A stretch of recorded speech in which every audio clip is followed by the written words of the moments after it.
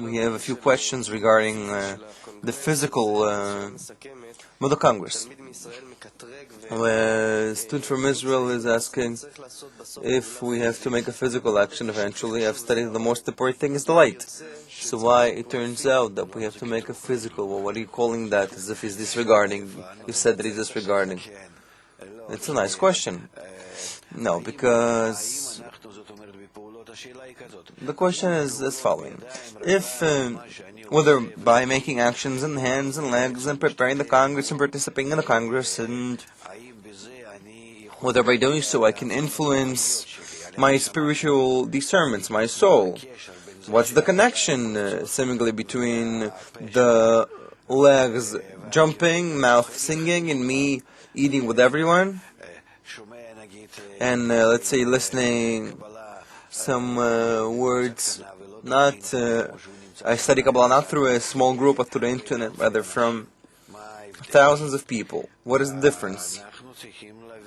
We need to understand that our actions, even though they are physical, but they actually work from within our inner desire or against our inner desire. If a person doesn't want to come and understands that it's important, only that his desire does not allow him to do so, but he understands intellectually that in his mind that it is worthwhile if he makes this action, like understanding but not wanting, he earns a lot as a result.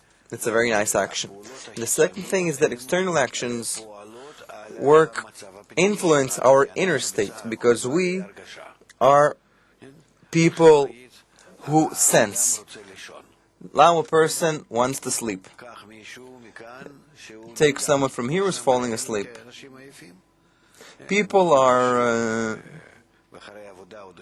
working very hard, and they're disseminating after work, and they wake up at 3 a.m. It's not simple. He's saying, let's jump, let's dance. If you'll see that as a result of jumping on the spot with this gloomy face that he dies to sleep, 20, 30, 40, 50 jumps later, you'll begin to see that he is alive, that he begins to smile, and he begins to listen, and he begins to wake up.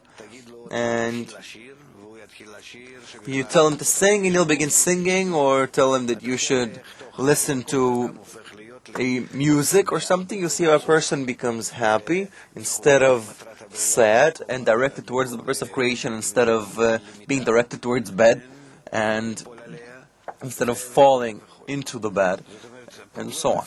Meaning physical actions are also not physical. They imply on a certain desire, a certain action of a desire, only that it's being expressed this way, through physical actions. And when they develop more and more, when these desires develop more and more, then we eventually reach a connection with godliness. That's called from Lo Lishma, we come to Lishma. There is no choice. And if I'm sitting next to the book, how does Rabash write? He says that the friends that come to their assembly, and they hate each other, and they don't want each other, and they gradually, out of this necessity and the need in that meeting, out of their mutual work, they begin to pray together, to incorporate together with one another, and then they eventually rise, are being uplifted. And we need to understand that's the path. And if a person agrees, if a person disregards everything, if he thinks he's smart, that he's being played with from above, he's given deliberately those sensations of disregard, weakness, tiredness, different excuses, it's not worthwhile, I should do it later, and so on and so forth, that he's giving that from above so that he'll overcome that. That's called concealment. That's called flirting. The Creator is playing with him. Maybe you shouldn't. You understand? Why? He gives a place to a person to say, yes, I need to do it. Yes, I have to do it. But in that same moment, we see how it happens to us. It's difficult for us to remember about that. How many times do we agree to the fact that our body is saying this? I'll take a nap, I'll rest. That's not worthwhile. I'll wait for the second time, for another time. It's difficult. Let's leave it alone. Or maybe he thinks that he's smart. The others engage in different things and nonsense. They unite, connect. Why should I do that? I don't need that. I need to be smart. I need to study. I need to understand. By different such barriers that are before us, that are placed before us, we can advance. All of them, each and every one of them, eventually assemble our next degree. A person has to understand there's nothing, no incident in life, no coincidence. Rather, everything comes from above, and all these rejections are not rejections. They are a result of the light. The light is influencing us from above. This light might come before I'm ready, or when I'm ready. If I'm ready, then I feel that I'm evoked. If the light comes and I'm not ready to its influence, then I feel it as a rejection. But everything comes from the light. And when the rejection comes from the light, then I invert it into an advancement. Just like now, a crisis unfolds in the world. That's the light that is revealed. But because we're not ready to it, we sense it as a blow.